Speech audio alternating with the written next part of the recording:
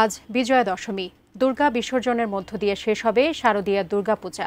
রাজধানীর বনানী পূজা মণ্ডপ থেকে বিজয়া দশমীর সকালের আয়োজন জানতে সরাসরি যুক্ত হচ্ছে সহকর্মী সাইমুম জান্নাত প্রভার সঙ্গে। প্রভা, বিজয়া দশমীর সকালের আয়োজন কেমন চলছে বনানী পূজা মণ্ডপে, আপনার মাধ্যমে দর্শকদেরকে জানাতে চাই।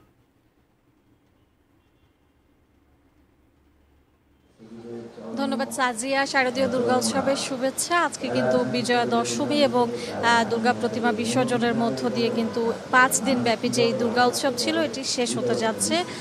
সাজিয়া, আমরা এখন রয়েছি রাজধানীর গুলশান বনানী যেই পূজা মণ্ডপ রয়েছে বনানী খেলার মাঠে এইখানে, এবং এই পূজা মণ্ডপটি এবং এখানে পূজার যে আয়োজন এটা কিন্তু করেছে গুলশান বনানী সার্বজনীন যে পূজা ফাউন্ডেশন আছে তারাই এটার মূলত আয়োজন করেছে, এবং এটা কিন্তু ব্যয়বহুল একটি পূজা মণ্ডপ এই বছরের। এবং এই আমরা দেখতে পাচ্ছি যে কিছুক্ষণ পরেই কিন্তু এই পূজা মণ্ডপে সিঁদুর খেলা অনুষ্ঠিত হবে, এবং তার আগে কিন্তু আমরা এখানে প্রার্থনা বা আরতি এবং আনুষ্ঠানিকতা আমরা দেখতে পাচ্ছি। এখানে আমরা জানি যে বিজয়া দশমী যে সকাল রয়েছে এই সকালে কিন্তু দেবী দুর্গাকে সিঁদুর এবং সেখান থেকে সিঁদুরের আশীর্বাদ নেন বিবাহিত যারা নারীরা রয়েছেন, তারা তাদের স্বামীদের মঙ্গল কামনার জন্য তারা মূলত এই উৎসবটি করে থাকে। সুতরাং আজকে যে বিজয়া দশমীর সকাল, এখন কিন্তু বনানী পূজা মণ্ডপ সহ বেশ কিছু পূজা মণ্ডপে সিঁদুর খেলার আয়োজন করা হয়েছে, যেটি হয়তো কিছুক্ষণ পরেই শুরু হবে।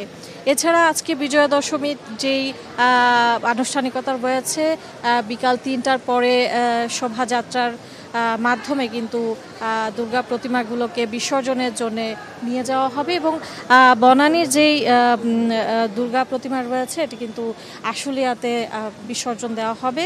বিকেল 3টায় মূলত শোভাযাত্রার পরপর এই প্রতিমা বিসর্জনের জন্য আশুলিয়ার উদ্দেশ্যে নিয়ে যাওয়া হবে, এবং এই প্রতিমা বিসর্জনের মাধ্যমে কিন্তু সনাতন ধর্মাবলম্বীদের সবচেয়ে বড় উৎসব শারদীয় দুর্গা উৎসব শেষ হতে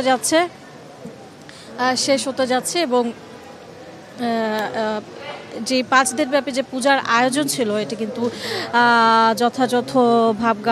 যথাযথ আনুষ্ঠানিকতা এবং উৎসাহ, ঢাক বাদ্য এবং সমস্ত কিছুর আয়োজনে কিন্তু এটা আয়োজন করা হয়েছিল, এবং এখানে কিন্তু শুধু সনাতন ধর্মাবলম্বী মানুষেরা না, বিভিন্ন শ্রেণী পেশা ধর্মের মানুষেরাও কিন্তু এই দুর্গা উৎসবে সামিল হয়েছেন। আমরা বনানী পূজা মণ্ডপে কিন্তু গতকাল থেকে দেখতে পাচ্ছি, এবং এই পুরো 5 দিন ব্যাপী কিন্তু বনানী পূজা মণ্ডপে বিভিন্ন গুরুত্বপূর্ণ ব্যক্তিবর্গ, বিভিন্ন কূটনৈতিক এবং সরকার এবং অন্যান্য রাজনৈতিক দলের যারা সদস্য রয়েছেন তারা কিন্তু এখানে এসেছেন এবং সংহতি প্রকাশ করেছেন। সাজিয়া, এই ছিল বনানী পূজা মণ্ডপ থেকে আজকে বিজয়া দশমীর সকালের খবর।